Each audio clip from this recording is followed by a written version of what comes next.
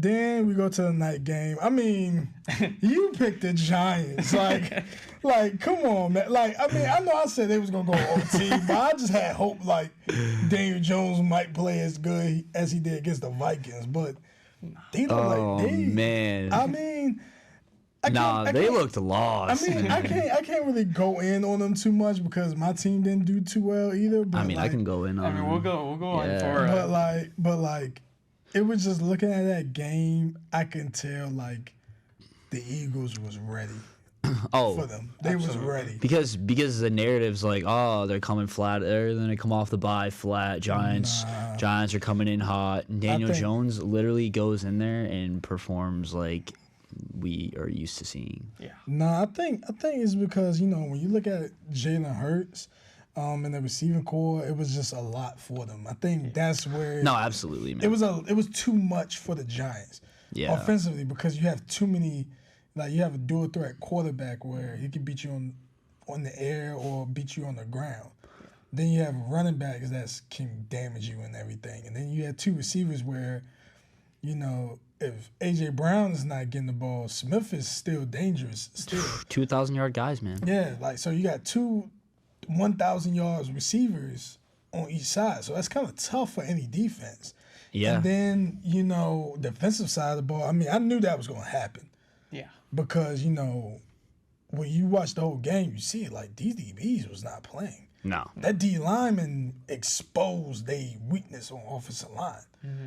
Rushing Daniel Jones, getting back there. Saquon really didn't have big runs, so it was kind of. He was bottled up, man. Yeah, man. It just tells you a lot. Like the game is really going to be won in the trenches. So like if you don't have like an offensive lineman that's great blocks, or if you don't have no D lineman, you're not gonna really make it far. No, the Giants looked outmatched in every aspect of the game. Yeah, I mean, man. credit to them for making it. They had a fantastic season, exceeded expectations, but the Eagles played like a number one seed. I mean, there was I think a point where the broadcaster called out the Eagles safety, Gardner Johnson, how they got him from the Saints with like a 6th-round pick. Yup, yeah, I remember him. I remember that. Yeah. The Eagles, they brought Bradbury in as a free agent. Like, their general manager deserves a lot of credit for building a championship caliber roster on every level. Like, there's not a weakness at their team. No, but it really begs the question that really need for most NFL teams, should they follow the format that the Eagles did? Because, they really made some big trades, like especially on draft day when you get A.J. Brown and, for the Titan fans, Titans drafted another receiver after trading A.J. Brown. And now I know the Titans, back to the Titans again, I know they sick because they let go A.J. Brown. A.J. Brown had a career-type year with the Eagles now. Mm-hmm.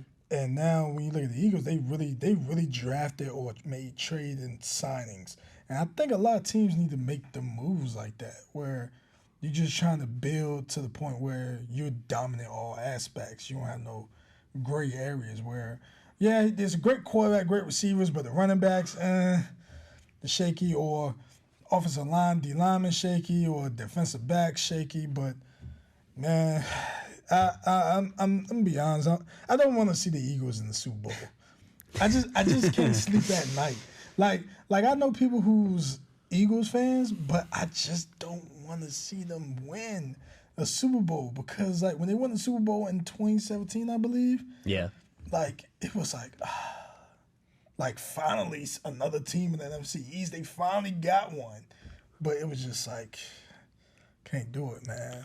Well, I mean, the Eagles, I won't lie, they kind of surprised the hell out of me. I mean, I knew they were good, don't get me wrong, but I didn't think Jalen Hurts, he clearly was 100% healthy. I mean, he looked 100%. He looked 100%. He was like, "Oh no, I'm not 100%." I'm like, psh. Bro, I bet you he said that just so that they let their guard down, bro. That narrative, man, that's crazy. I mean, it was smart because he was just dotting him up, dude. Yeah, like he was really going crazy. He showed why he was an MVP candidate. Yeah, if he didn't get hurt, it would have been a tough choice between him and Mahomes. But the fact that he got hurt really just makes it an easy decision. Yeah, that's the only thing, man. But he's definitely runner up in my book. I don't really see anybody else that can take runner up. Yeah, definitely.